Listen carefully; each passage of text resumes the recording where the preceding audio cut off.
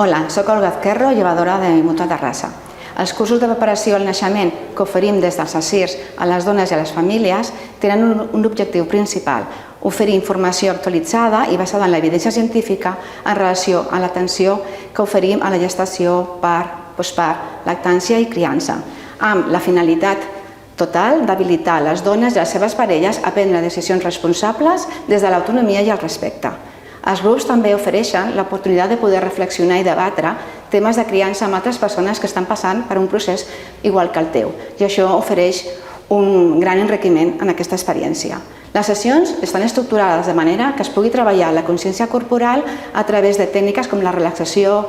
el ioga i el moviment corporal, amb la finalitat d'integrar aquests canvis del propi cos en aquests processos i poder preparar-nos millor per l'atenció al part.